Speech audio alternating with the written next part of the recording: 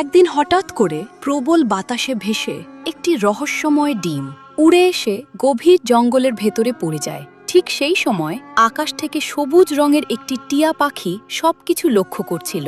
ডিমটিকে একা পড়ে থাকতে দেখে তার হৃদয় কেঁপে ওঠে। সে আর এক মুহূর্ত দেরি না করে ডিমটিকে হাতে করে তুলে নিজের বাসায় নিয়ে যায়। নিজের ডিমগুলোর পাশে রেখে সে ডিমটিকেও নিজের সন্তানের মতো আগলে রাখতে শুরু করে।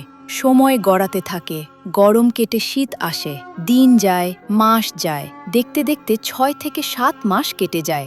একদিন হঠাৎ সেই ডিমটিতে ফাটল দেখা যায়। আর অবাক করা ঘটনা, ডিমের ভেতর থেকে বেরিয়ে আসে একটি ছোট্ট ডাইনোসরের বাচ্চা। টিয়া পাখিটি এক মুহূর্তের জন্য অবাক হলেও পরক্ষণেই সে ভীষণ খুশি হয়ে যায়।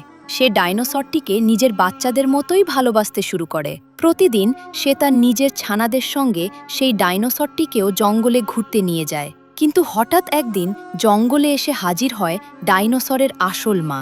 সে তার বাচ্চাকে চিনে ফেলে এবং কিছু না বলেই তাকে নিয়ে চলে যায়। এই দৃশ্য দেখে টিয়া পাখিটি ভেঙে পড়ে। সে আকাশের দিকে তাকিয়ে অনেক কান্না করতে থাকে। কিন্তু ঠিক তখনই তার চোখে পড়ে গাছের নিচে পড়ে থাকা আরও একটি ডিমের ওপর। আবারও মায়ের হৃদয় জেগে ওঠে।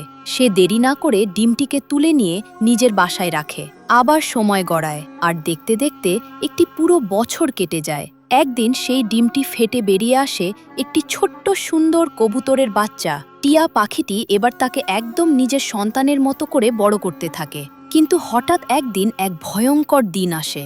হঠাৎ করে প্রচণ্ড ঝড় বৃষ্টি শুরু হয়, আর সেই বজ্রপাতেই হঠাৎ সেই মা টিয়া পাখিটি মারা যায়। আর এটা দেখে সেই কবুতরের বাচ্চা আর সেই টিয়া পাখির বাচ্চাগুলো অনেক কান্না করতে থাকে, কারণ তোমরা এখনো লাইক আর সাবস্ক্রাইব করোনি।